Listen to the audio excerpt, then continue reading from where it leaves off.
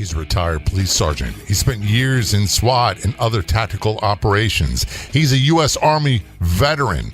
He's also a law enforcement liaison for one of the nation's largest training institutes for law enforcement and military and special operations. He's coming up on the Law Enforcement Today show. Welcome to the Law Enforcement Today radio show. I'm your host. My name's John J. Wiley. In addition to being a radio broadcaster, I'm a retired police sergeant. For the latest news articles and much more, check out our website, letradioshow.com. In the Law Enforcement Today show, we'll be joined by special guests. We'll be talking about their experiences and issues affecting law enforcement officers, first responders, their families, their community, and victims of horrendous crimes. Be sure to like us on Facebook. Our page is Law Enforcement Today Radio Show. Check out the daily articles on our website, letradioshow.com. And while you're there, download our free app. We are thrilled to partner with Shatterproof at FHE, the world-renowned treatment program for first responders, because at times, helpers need help. Exclusive treatment services for first responders who may suffer from exposure to trauma, PTSD, anxiety, depression, and substance abuse. For free 24/7 information, call 833-776-1420. 833-776-1420. That's 833-776-1420. Or online at fhehealth.com. That's fhehealth.com. Under programs, you'll find details about Shatterproof. Calling us from my old stomping grounds, Maryland. We have on the phone Dennis O'Connor. Dennis, thanks so much for joining us on the Law Enforcement Today show. Oh, thank you. It's a pleasure to have you here. Dennis, by the way, is retired law enforcement officer. He's a veteran of the United States Army. He's also the law enforcement liaison for GTI Training, Government Training Institute, a great group of folks. Before we get the details about your career in law enforcement, Dennis, tell us what GTI is all about. Well, the Government Training Institute was established in 2003, a few years after 9/11. One of the biggest reasons they were trying not necessarily to bring uniform tactics across the board, but Department of Homeland Security set up a typing system based on equipment, what a tactical team would have equipment-wise. So what they asked is for different training companies to submit curriculum based on tactics. GTI submitted their tactics back in, I think it was 2003, and got approved probably around 2004, 2005. to receive federal dollars from agencies to come in and teach SWAT tactics or tactics that law enforcement use. And we kind of grew from there. We grew from teaching advanced SWAT tactics to active shooter responses, rescue task force. We have sniper courses. So we have a whole array of different types of curriculum you can pull from. You can customize courses, hostage rescue, close quarter battle, assault and deliver clears. Anything you really want to look at, we have the capability to teach. And where is GTI based out of? GTI is based out of Barnwell, South Carolina. We have the only decommissioned nuclear facility in the world that we use down there. It was built back in the 1970s. It was closed down before it ever went into production, sat vacant for years. We took it over, I think it was 2007.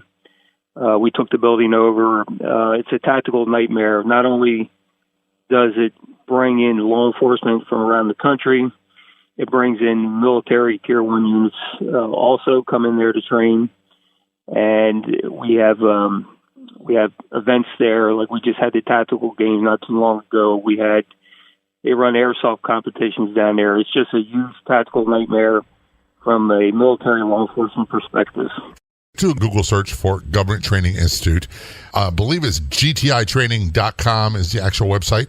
Dennis, before we get into your law enforcement career, and you and I have talked before, so there's a lot of similarities and there's some differences. I was just I don't say this as any kind of insult. I was a street cop. I don't know SWAT. I don't know any of that stuff. I was a street cop. I worked narcotics for a few years, and a lot of things you talk about are things that are foreign to me. And I like to think that I know more than a lot of people about law enforcement, but I don't know everything going on with the tactics used nowadays. One thing you hit on is, I think, very, very important, I hear quite often, is about the over-militarization of police. And you kept saying that we have our SWAT teams training with military to do these active shooter and SWAT and sniper scenarios. That goes contrary to what we hear quite often in the media about the so-called over-militarization of police. They are our first line of defense in the United States, aren't they? They are. You know, the military can't operate within its own borders. Law enforcement is the primary military-type force, and I hate to say it, but we are military. We are quasi-military, you know, responsible for the protection of the citizens in this country. When we think about what happens in this country, we have the active shooters, we have homicides, we have all kinds of things. It's basically, in my perspective, it's its own war zone, and police officers are the soldiers responding to these crimes. When did it become an insult to say that we're a paramilitary or quasi-military organization or institution? That's what I was raised on, and I was always proud of that we had a dangerous job to do, and when things really got ugly, it was your local police departments that responded first. It's true. You know, one of the things I always say, wars in this country, foreign wars come and go in this country. We'll be in a conflict here, we'll be in a war here, they come and go, but the one wall that always grows in D.C., the one wall that always grows, will always add names to it until the end of time, is a law enforcement memorial. It's nonstop. It's 24 hours around the clock, 7 days a week. We are constantly at battle with somebody.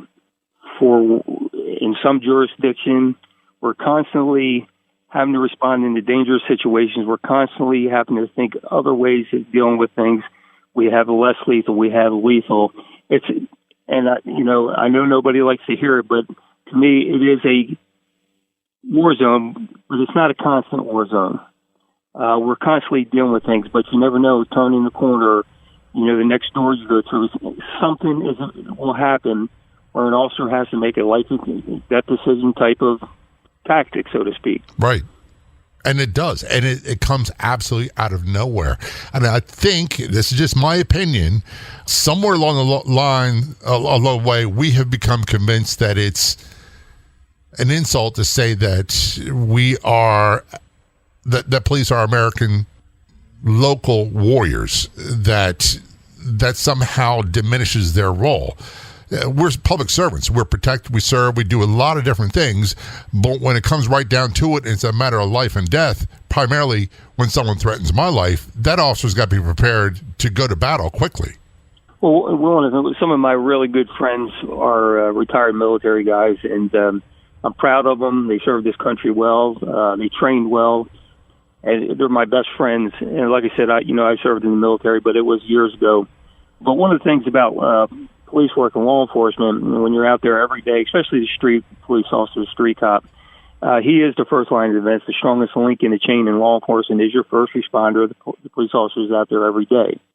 The difference is between that I look in the military and law enforcement. Law enforcement are either operating in a one-man car or a two-man car. They're either, they're out there by themselves. They're patrolling.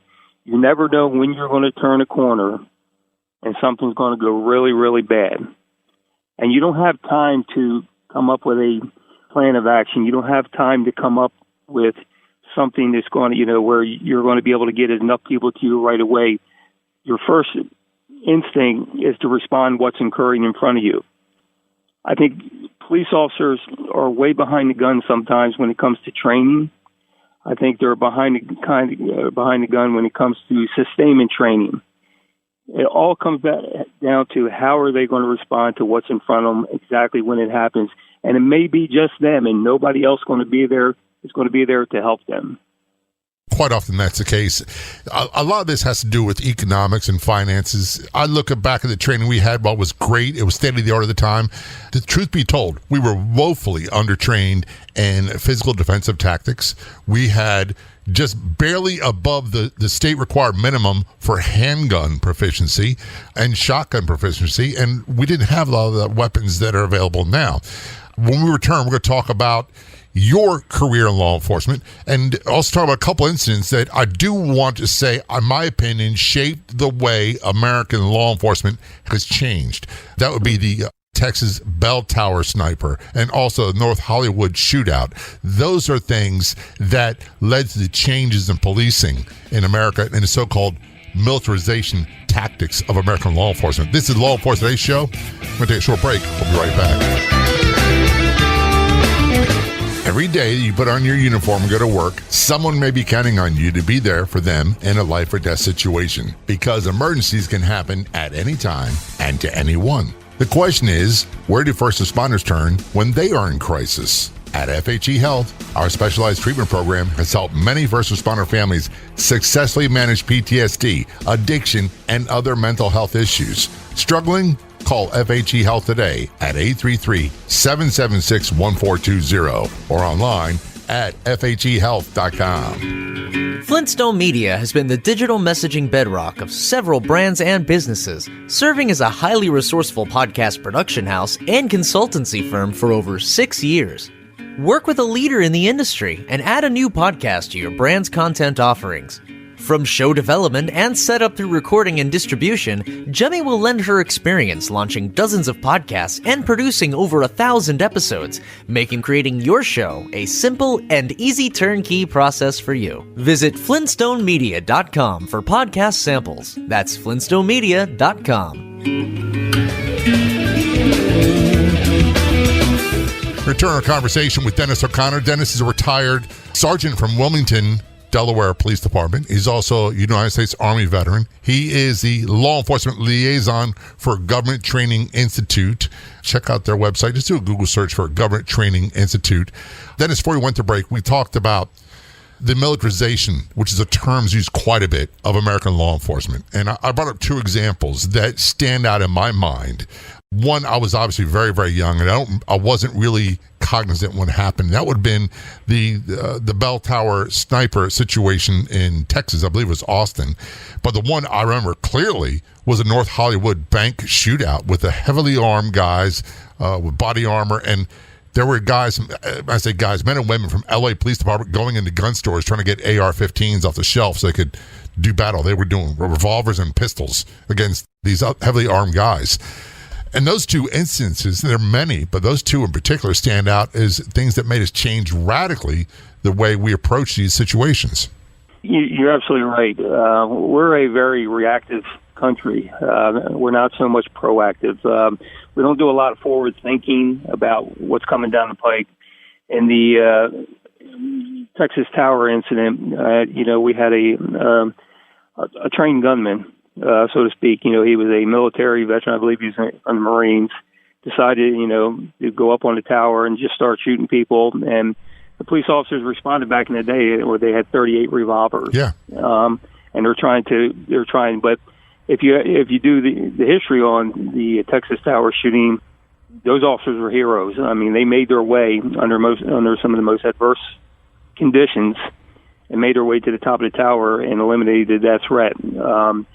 Whether it be that era of police officer or whether, there was actually citizens out on the street rendering aid to other people. And I think one was a Vietnam veteran, and he equated to what he saw as his experience in being in Vietnam.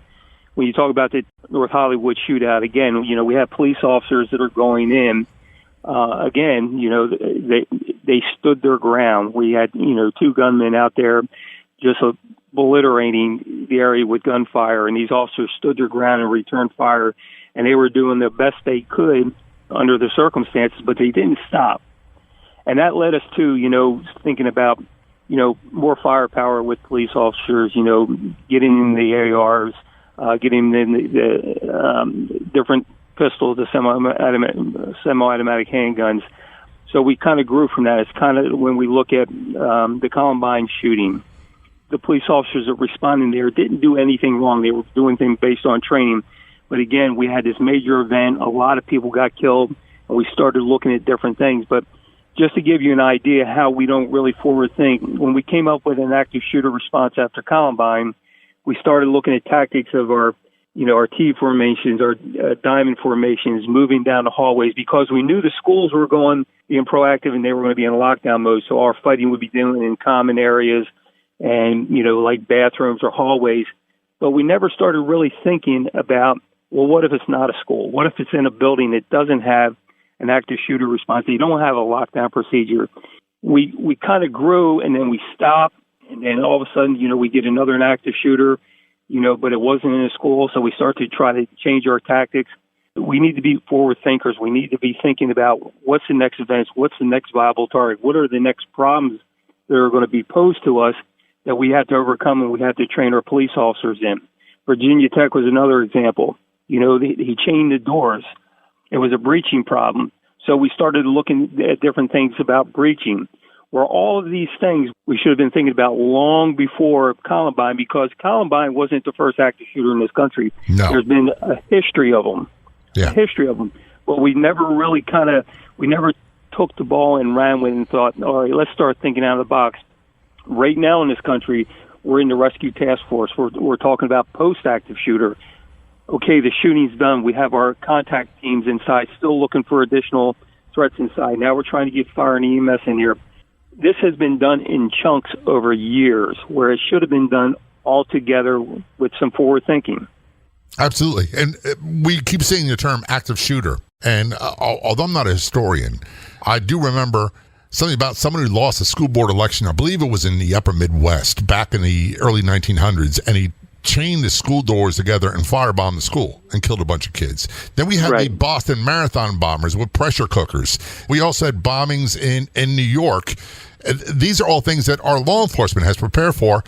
And there's an old saying, I forget exactly what it is, Dennis. You probably might remember. We train for the worst possible scenario and then hope and pray it never occurs. But we've got to get better at training for what might happen and being prepared, because no matter what you do, you can't prepare for every possible scenario. And quite honestly, no matter how much I try to train my mind to think like a possible bad guy, I can't do it. Well, one of the biggest things is the downside of law enforcement is they've got to multitask all the time. They run calls for service day in and day out, okay? The thefts, the burglaries, the criminal mischiefs, the accidents, all the things that happen more often than the worst-case scenario. They're constantly responding to these things.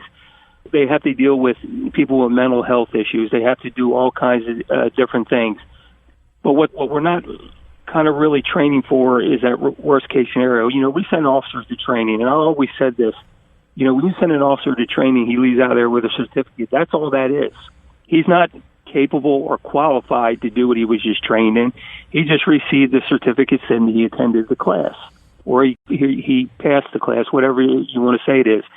You have to have sustainment training. You have to train in those tactics on a continuous basis. I use this analogy all the time when I teach. If I'm teaching a child to hit a ball off of a tee, and T-ball, and I'm going to get up there and I'm going to show him how to stand, or her how to stand, hold the bat, swing the bat, keep the eye on the ball, so forth and so forth. It's going to take that child at least 5,000 repetitions of doing what I told them to do before that conscious thought of thinking about everything becomes a subconscious thought where they just do it. Well, take that same thought process and put it in law enforcement. And we're just talking about being on the range. My agency I came from, we qualify 4 times a year. There's agencies that I've trained that qualify once every 2 years, or they're qualified a couple of times a year, and they're given 50 rounds to qualify.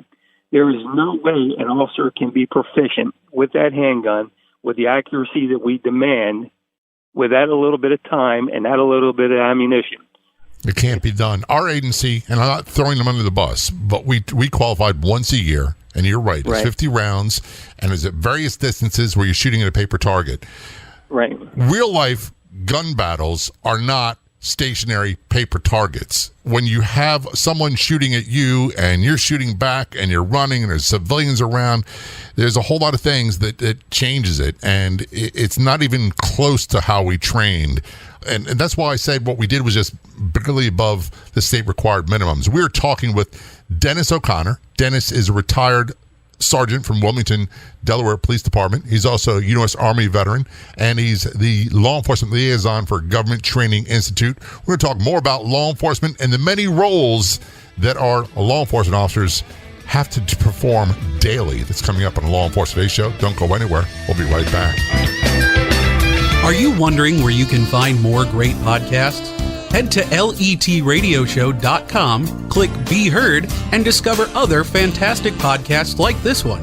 Also available on our free app, all at letradioshow.com. Every day in America, 17 veterans die by suicide. 4 times as many veterans have died by suicide than in combat. At FHE Health, we're on a mission to save more lives. Our specialized treatment program for first responders has helped many military families recover from addictions and mental illness. Are you concerned about a service member in your life or wondering how to help a veteran you love? Call FHE Health now at 833-776-1420, where healing happens one life at a time. That's 833-776-1420. Online at FHEHealth.com. How did I transition from police work to a career in radio? Plus, host of the syndicated Law Enforcement Today radio talk show and podcast. I attended the Connecticut Schools of Broadcasting, where I learned by doing. At the Connecticut Schools of Broadcasting, students learn in months, not years. For veterans, some or all your tuition could be covered by your VA benefits. Connecticut Schools of Broadcasting, training in audio, video production, television, sports, podcasting, radio, and web development. Get more information. Call 800-887-2346 or online at gocsb.com. For special offers and consideration, tell them you heard about them from Law Enforcement Today. This is the Law Enforcement Today show. Return our conversation with Dennis O'Connor. Thanks for your service, Dennis, as both a police sergeant and also United States Army veteran. Very much appreciated. And what you do at GTI, Government Training Institute, is also appreciated. We'll talk more about that a little bit later on in the show. One of the things you hit on before the last break that I think is very important is the many roles that our law enforcement officers play. And when I say play, nothing about it is play. It's all real life. I jokingly say that back in the day, we were a full-service agency, and we responded to flooded basements. You had to handle everything. And our law enforcement people today, they got to be psychiatrists, psychologists, therapists, physical doctors, lifesavers, experts at de-escalation. The list goes on and on and on. Yeah, I agree with there. You know, the one thing about being a police officer, you know, I learned a long time ago, you know, my father was a retired police officer. And when I came out of the military and I decided to embark on a law enforcement career, my father told me, he said, you know, he goes, you came from the military. And again, you know, I was in the military from 78 to 84. And so it was the Cold War era kind of thing. But my father told me, he said, when you come on the police department, it's going to change you. It's going to change you in different ways. And he says, but he goes, I'm going to give you a piece of advice. He goes, whether it's the richest person in the world or the poorest person on the earth sitting on the curb, freezing in the middle of wintertime, he said, always give due respect to everybody. And one of the biggest things about law enforcement, you can become very tainted with what you see day in and day out. You know, there's never a time where you go somewhere and, you know, people are welcoming you with open arms, so to speak. They look at the uniform. They're not really mad at you. They look at the uniform. They're angry with whatever's going on in their life and stuff like that. And as a police officer, sometimes you just got to take a step back. You got to take a step back and understand, hey, they're not mad at me. Something bad went wrong in their life. I represent some type of authority, some portion of the government. They're not happy with that. As a police officer, you know, you've got to set that aside sometime. You know, I can tell you right now, as a young police officer, I would get caught up in it. I would get caught up in somebody looking at me sideways. Oh, yeah. Yeah, that's a while to work your way out of. Right, or, you know, I would be in a bad mood. I'd be in a bad mood, and here I am trying to draw them into doing something. Okay, I get it, I understand it, but as you grow in this career, you've got to mature with it, and you have to understand that, you know, everybody we deal with has a backstory. Everybody does. It doesn't necessarily mean that they're the worst person in the world. It doesn't mean they deserve to be mistreated or anything like that, or pushed around or shoved around. I think sometimes as a police officer, you hit the nail on the head. We've got to be everything. We've got to be the clergy. We've got to be the counselor. We've got to be, hey, let me sit down and, you know, I want to be your friend. We've got to be the one to go tell you, hey, your loved one just passed away. We've got to do everything But the problem is a lot of police officers, when we do this in day out, we take it, we do it, we stick it somewhere, we think we forget about it, but we never do. And eventually that wears on you and tears on you as years go on. And eventually, it rears itself somewhere. I can probably almost guarantee you somewhere, sometime, a police officer has made a decision based on things that have occurred to him in the past. Oh, yeah, without a doubt. I posted something just recently. I saw it on social media. And by the way, we have 2 social media pages. We have Law Enforcement Today on Facebook, also at Twitter and all that stuff as well. And we have the Law Enforcement Today radio show page. Check those out. Be sure to like and follow them. A young lady had a photo of her taken in partial uniform after work, and she was throwing up in a toilet, a police officer. And I posted it. I shared it. I said, I'll admit it. I've cried. I've puked. Then I became very quiet and didn't talk about any of it. And then the anger came, and it almost swallowed me whole. And it took a long time. I'm no longer described as an angry person. I'm not an angry. I live a very peaceful life. And I'm grateful that things get much better, but I'm not going to be quiet about this anymore. It's time that we all started talking to each other. And I want to say we, I mean members of the community as well, because these first responders, they're part of your community. And when you have a problem in your community, when you call 911 because you have a family emergency, you want the best possible person to show up. So we've got an obligation to help take care of them as well. It's not just the other way around. And you're absolutely right. But I've been out of law enforcement since 2006 and in the training regiment. 2006, I was involved in a fatal shooting. An individual went into a strip mall, took a knife, and he stabbed his girlfriend multiple times. He fled from the store. 2 uniformed officers gave foot pursuit. I was the next officer on this scene. When I got there, he was standing there with a butcher knife in his hand. He had one hung around his neck. 2 officers had him at gunpoint. Just like any other police officer in my training, the first thing, he didn't see me, so I grabbed my taser. When I pulled the taser out and I fired it, nothing happened. So I ditched my taser. I got out of the crossfire. I had my pistol. He spun around on me. He lunged at me, and I shot and killed him. Clean shoot, everything good. I mean, everybody that responded in there did their jobs, did all kinds of stuff.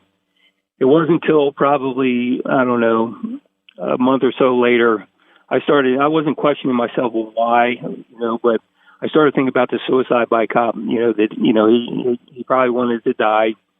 Now, I've talked to other police officers, and they say, you had to do what you had to do, stuff like that. Well, that's fine and good. But the problem is that man right there just put me in a position to kill him, to basically execute him and take his life. And I had a problem with it. Well, one of the people I reach out to, my mother's an angel. She's very religious. I was raised that way. And so I started questioning whether, what I did was acceptable by the Bible, acceptable by God's standards and things like that. I started questioning. And our own moral compass, because I never set out to do something like that. Right. Well, I talked to her. My mother, assured me, and we put through stuff like that. And I would say this, this is probably, like I said, months afterwards. And it wasn't probably until, I guess, about maybe 8 months ago, things just started rearing their ugly heads in my life. I never got a break I went from the military to law enforcement to the training. I started doing, I never gave myself a big break, and things started to come out. My anger started to come out. My drinking started to change.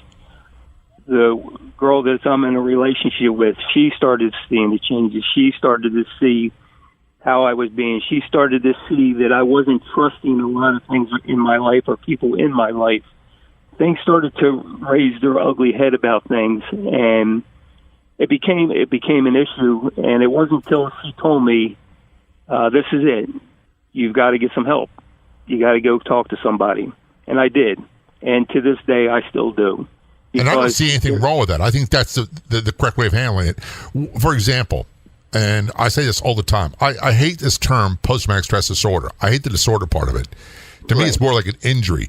If you or I suffer an orthopedic injury, let's just say shoulder, because I had that happen to me on the job, and you go to the doctor, an orthopedic doctor. You have to do physical therapy. You might have to do some shots. You might have to have surgery, which I wound up having to do. Then you have more physical therapy afterwards.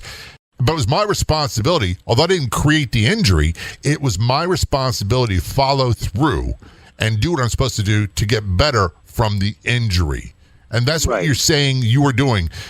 What I don't understand, Dennis, is why we still have an absolute reluctance by so many people to even admit and address that I've been injured and that I need to get some help and to follow through with it. This is Law Enforcement Today show. Take a short break. We'll be right back. Have you ever wanted to listen to a favorite Law Enforcement Today episode again? Or chat directly with John J. Wiley? Now you can. Download Podopolo for free on either app store and send John J. Wiley a DM right on the app. That's Podopolo, Podopolo.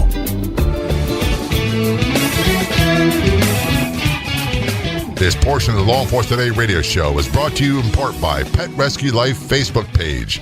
Everyone's welcome at the Pet Rescue Life Facebook page, where you'll find fun, informative, and enjoyable posts daily. Purebred, mixed breeds, rescues, we love them all. Be sure to like the Pet Rescue Life Facebook page. If you've missed past episodes of the Law Enforcement Today radio show, never fear. You can listen to them online as a podcast. Just go to our website, letradioshow.com, where you'll find all the podcast episodes and much more. That's letradioshow.com. Back to our conversation with Dennis O'Connor, retired Wilmington, Delaware police sergeant, also United States Army veteran and law enforcement liaison for Government Training Institute.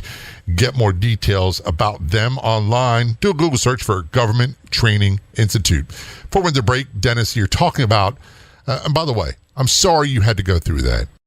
None of us that I know of in law enforcement want to be in a situation where we have to take a person's life. I've been very fortunate. I've been in shootings, but everybody survived. And I'm grateful. Because I'll be honest with you, I had a hard enough time dealing with that and not having to deal with the after effects of the person died.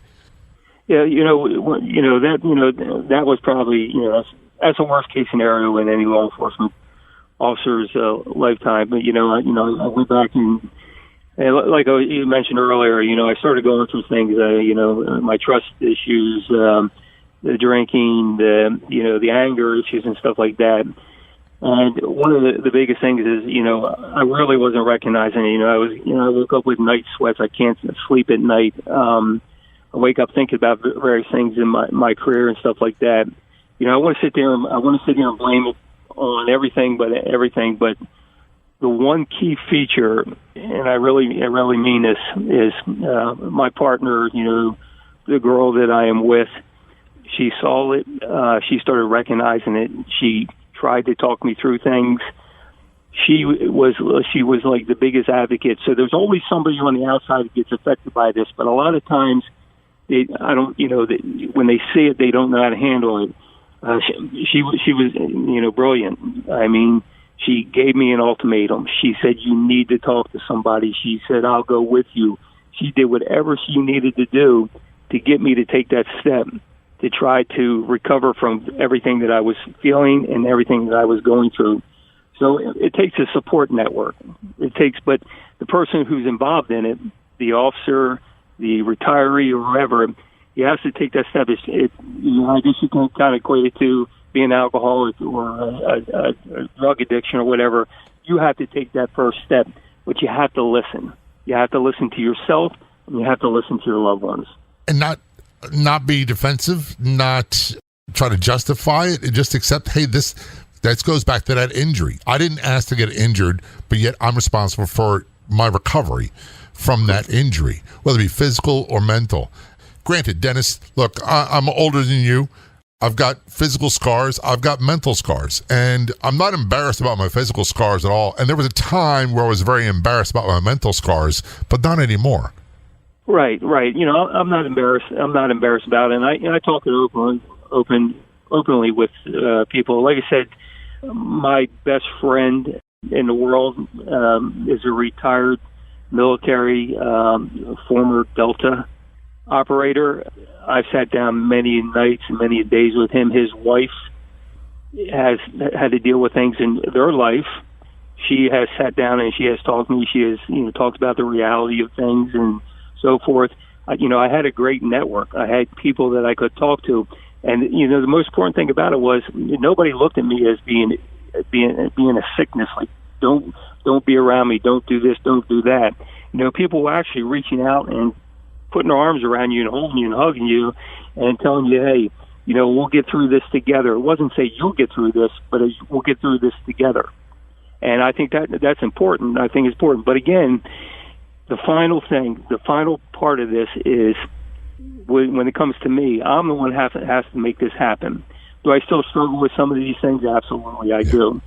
It didn't just go away just because I started talking to somebody or anything like that. I still struggle with it. I still do things. My mind starts to wander. I'm not hearing things and stuff like that. It still happens. And that's a good point.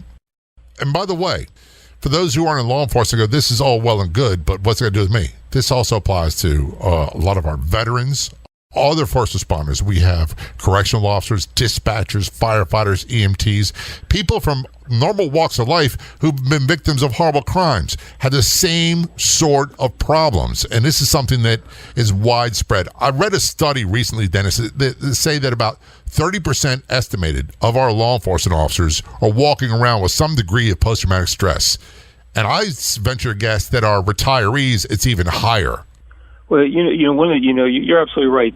PTSD it's not solely for the veteran. It's not solely for the law enforcement. A lot of people go through this stuff. One of the things my agency, I remember back in the day, started doing, and I don't know if they still do today, but they had part of the community policing aspect. We had counselors. We actually had counselors, child development counselors, that when we had a violent crime on the street and kids were witnessing these crimes and stuff like that, these counselors would go out to the crime scenes and they would start interacting with various people, the children and stuff like that, and they would embed themselves with them to try to get them to not push out what they just saw as being a problem, but to help them deal with it, to help them become, so it doesn't affect them later in life. And I always thought it was a good program. And, I'll mention her name. Her name was Candace Davis, and she was probably one of the best counselors I've ever seen, because I remember being on a SWAT call out, and I remember going into a dark room, and I remember seeing a body come out of it, and I remember taking my foot and kicking that body to the floor. And then when I saw who it was, and this girl, she was probably about 12 or 13 years old, but she was tall for her age. She looked like an adult to me because it was dark in the room. And when I got a hold of her, she had, wet her pants because she was so scared. And that kind of really ate me up that I caused this child to do this. Absolutely. So when I went back to the police department and I got up with Miss Davis, I said, hey, can you go back out there? And we went back out there, and she worked with her for a long time. And I remember being up in Center City. It was like a law enforcement night out or something like that. And I remember these little arms coming, wrapping their arms around me. And I turned around and it was a little girl, and she told me she forgave me. But if it wasn't for Candace coming out there and embedding herself with this girl, who knows what would have occurred later on in life with her, or how she felt about things. You know what I mean? That's a great story. And I say great because of the impact of the story. I, too, like you, have been, what's the word I'm looking for, Dennis? I want to say appalled, but when I had to be violent, that right. I could reach the levels of violence that I did. Right. And it became something to became afraid of, that we would become unchecked after I'm not even sure how to say it right. It has a negative impact. And with training, I think there comes a point where we have a responsibility to train ourselves mentally, the best physical and mental health that we can, in addition to things like tactics and weapons training and all that. We are quickly running out of time. I don't want to forget to mention more about GTI, Government Training Institute. What, again, is it that you all offer? Well, GTI, we offer advanced SWAT courses, basic SWAT courses, sniper courses, active shooter, post-active shooter or rescue task force, which is called nowadays. We offer a whole array of things. The owner of GTI, his name is Vaughn Boland. His main company that he owns outside of GTI is a major surplus company. So Vaughn has taken it upon himself. He really thought outside the box on this one. He realizes local law enforcement doesn't have a lot of grant money or training money available and stuff like that. So what he does is he looks at the assets that they have in their agency, which they are willing to depart with, or they can get rid of. He'll equate training dollars to that equipment or whatever they want to trade in. He'll look at it, he'll give them a price on it. So literally I've seen agencies pay for SWAT courses, basic SWAT courses with items they traded into him. He doesn't have to sell it before, you get your dollar value out of it. The other thing he does with it is if you need equipment for your agency, if you need like ballistic vests or whatever equipment you want to buy but you can't afford to buy, he'll again take these assets from you, equate a dollar figure for it, buy that equipment for your agency, take your assets, and then you get the equipment. And all that can be found, get all the details on their website. Just do a Google search for Government Training Institute. Dennis O'Connor, thanks so much for your service, and thanks for being a guest on a Law Enforcement Today show. Well, thank you for having me there. I'd like to thank our guests so much for coming on the Law Enforcement Today radio show. The Law Enforcement Today radio show is a nationally syndicated radio show broadcast on numerous stations once a week and growing. If you enjoyed the podcast version of the show, please do me a big favor. Tell a friend. I'll be back in just a couple days with a brand new episode of the Law Enforcement Today radio show and podcast. Until then, this is John J. Wiley. See ya.